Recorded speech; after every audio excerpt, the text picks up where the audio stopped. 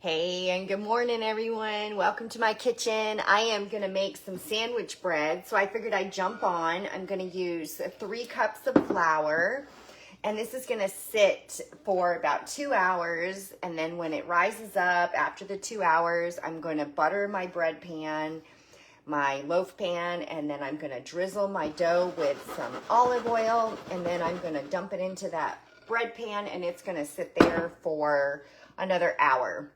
And then it's going to go in the oven for 45 minutes, and then my bread is going to be done.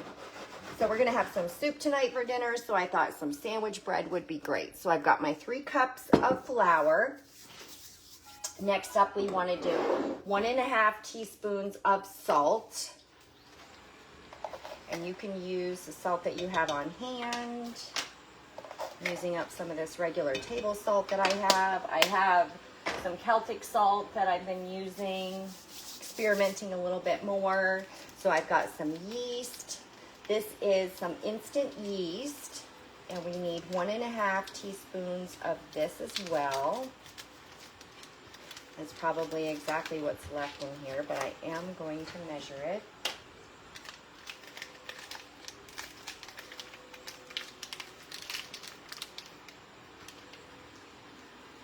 Might not be quite enough in there.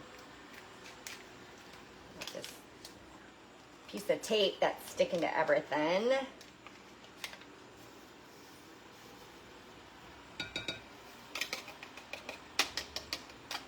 All right, so that was about 1.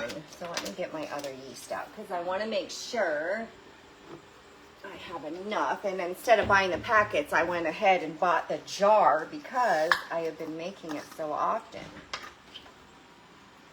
I wanted to make sure and have it on hand when I got the urge to make my bread. So there it is. Now we're going to add in, you can use honey or you can use maple syrup for your sweetener. And we're going to use 1 teaspoon. And I'm going to use my local honey.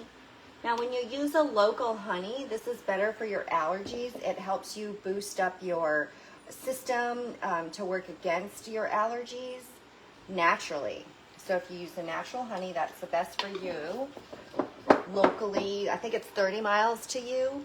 And then I'm going to use 1.5 cups of water. Not warm, not hot, just regular. I use filtered water. And now we're going to mix this all together. And I'm just going to use a regular wooden spoon.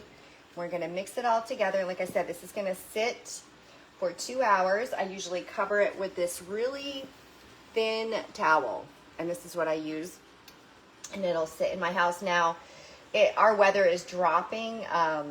It started a little warmer this morning, but as the day's going on, our temperature is dropping, and we're going to have some freezing weather into tomorrow morning. So I might need to, while this is rising on the stove, what I was going to say is sometimes I'll turn the stove on to get it warmed up ahead of time and let the bread rise while the stove is warming up as well. Sometimes you just need that extra heat. Now you can see that this is wet and sticky, and that's what you want. And I'm just going to rub on the bottom and make sure I get all that flour and incorporate all the yeast, the honey, and the salt all together nicely into my bowl. Now it doesn't have to be perfect. You're just mixing it together. This is good.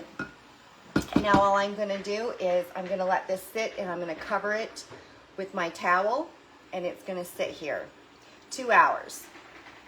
9, 10, 11. It's going to be ready to take 2 forks, pull it away from the sides, and pluck it into the my buttered loaf pan. So there it is. You'll see it's kind of gooey.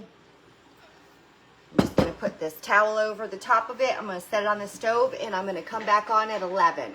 And then we'll do the next process. Thanks for watching, everybody. Have you ever made your own bread?